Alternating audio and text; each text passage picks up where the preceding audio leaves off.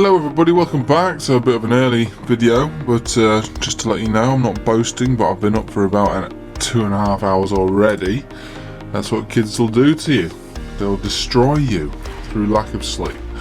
But never mind, I've had a bit of chance to digest the market, and yeah, we're coming down with Bitcoin, no big deal.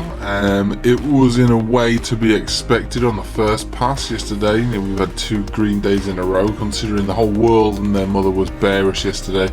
I mean, the last week and the week before and the week before that and the week before that.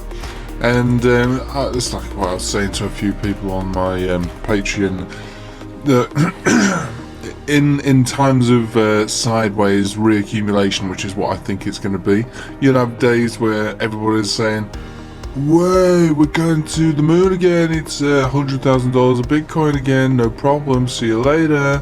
And then a couple of days after that, Bitcoin's a scam, it's a Ponzi, it's manipulated. Look what Elon Musk is tweeting, he's not going to be buying anymore, he's going to be selling. Oh my god. Oh my, look guys, just chill out, alright? Whether Elon Musk tweets bullish or bearish stuff, of course it's going to move the market, of course it is. Think about where he tweeted that, alright? On the chart, where did he tweet it? He tweeted it when it was coming up to and just closing above the 20 simple moving average on the daily. Massive area of rejection, and closing above the and retesting it as support and moving up from there would cause an uptrend. I think that guy's trying to keep the market down. You know, I always say it, you can tweet what you like, you can release what news you like, you can do whatever you like, but generally the chart will always come to its own conclusion. It's going to do its own thing, so you can manipulate the market only to an extent. As opposed with Bitcoin, it's vulnerable to manipulation. Excuse me, vulnerable to manipulation because of its overall market cap. And obviously, there'll be a large amount of Bitcoin owned by whales who are able to move markets, but I don't really think it takes an enormous amount of Bitcoin to move a market, and sometimes it doesn't take any at all, it just takes a tweet. But I mean, this is one example. So this was Bitcoin prior to the last Elon Musk tweet, which is this wick here. This is an Elon Musk tweet. Alright, so we came down, Elon Musk, Tesla bought Bitcoin, and back down to its normal rhythm and back up again.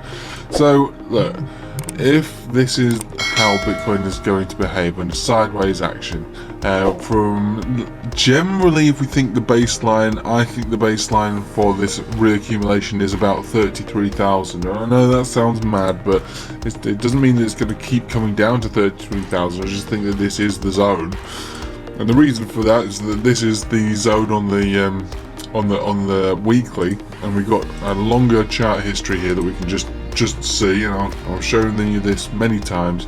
We generally reaccumulate around this zone. We bounce from it, even in bear markets. When the bubble pops, we do have massive bounces from it, and this is where we are. We've not tested it in a long time. Yeah, we are slowing down. We have had a significant bang down here. So, but every day that we're above it, we're okay, and that is and will likely stay at around about 33,000-ish area for a prolonged period of time. And what we're looking to see really is accumulation around that zone. Now, over the next couple of weeks, I really want to see us reclaim 41,000. And like I say, within the next 7 to 10 days, that's what I'd like to see, just so we can avoid the death cross. But the death cross isn't the end of the world. If we get to a death cross and we're, you know, let's just say just below that, we could be considering a 20% drop back down to what? 33,000. No big deal. No big deal. When was the last time we had any naturally forming death cross after a consolidation? It was back here in 2019. So we had a massive big move up, and we crashed all the way back down to that level there. 42% retracement before the death cross kicked in, and then when the death cross kicked in, look, we can be generous, we can measure it from here. The 20% move, just over a 20% move.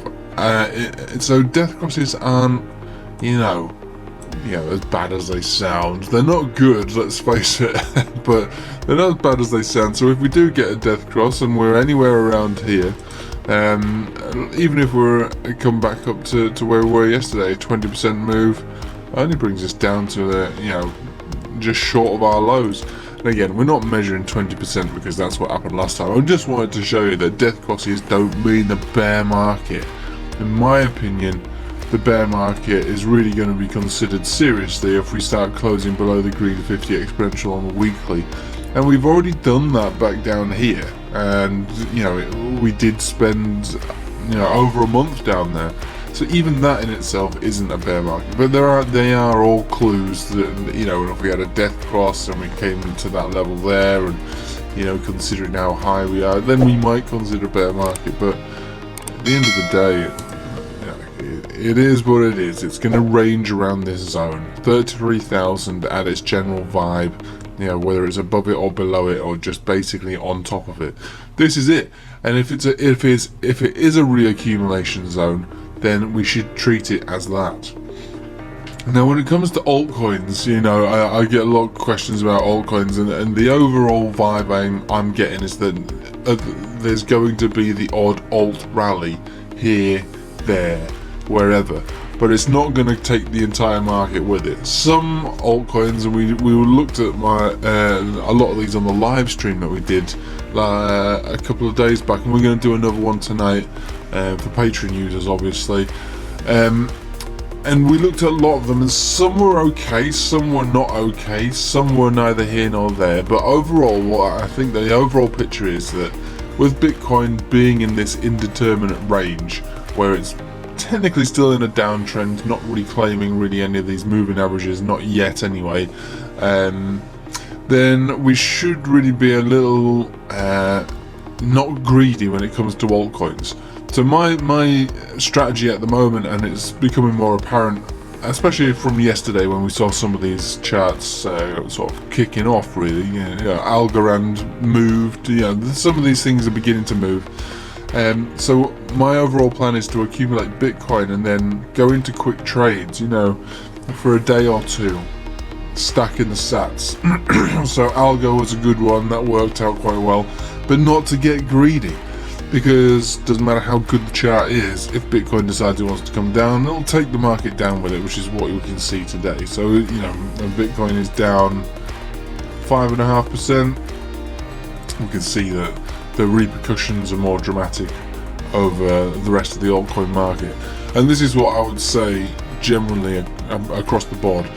And it might be frustrating for a lot of people who are trying to trade altcoins, because they go, this is a great setup, this is a perfect setup. I'm not talking about this particularly, I'm just talking in general. And you have yourself a really, really good setup, but then Bitcoin decides that it's not going to have it anymore, and it wants to come back down to the lower side of the accumulation range, 33,000 or maybe a little bit below. It's going to destroy some of these altcoins in the short term. Doesn't mean that the altcoins in general are a no-go area, it just means don't get greedy with them. But anyway, we can look and we can respect and we can accept which charts are good and which charts are not. But similar to how we've always traded altcoins, especially since January, is that using Bitcoin as a main indicator, if Bitcoin's going to come down, then expect this to bring the market down. And if there's some altcoins which you have your eye on that look particularly strong, then after the dump has taken place, like maybe today, maybe tomorrow, we can turn our attention back to those altcoins and we can get a more significant bounce, much better than Bitcoin, and we can essentially make more money trading Bitcoin into altcoins and then back to Bitcoin again. And that's how I'm doing it. Not particularly too fussed about Tether. The Tether that I've got right now is for worst case scenario, dropping down below here, going down below $2 and below $20,000. That's what my Tether's for.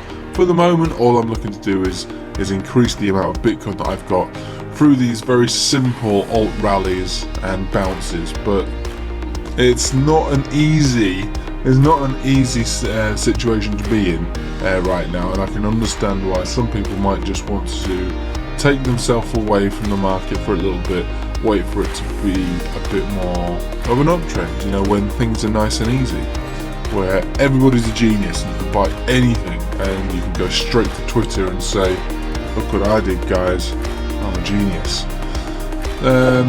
And that's fine. Do you know what I mean? That's when crypto is fun, and it depends what type of fun you enjoy. But for me, I do enjoy a strategy anyway, and I've formed a strategy since this downtrend, which is to increase my Bitcoin balance and not think about what the value of Bitcoin. I just want to turn some Bitcoins into more Bitcoins. That's all I want to do, and this is how I'm going to do it. So again, if you want to join me on the live stream tonight, there's a link in the description below for the Patreon. £7.50 a month, just get 2 live streams a week, and that is it. Now I'm going to go and get my injection. I've got my jab in an hour, so I'm going to go and have a quick shave and get my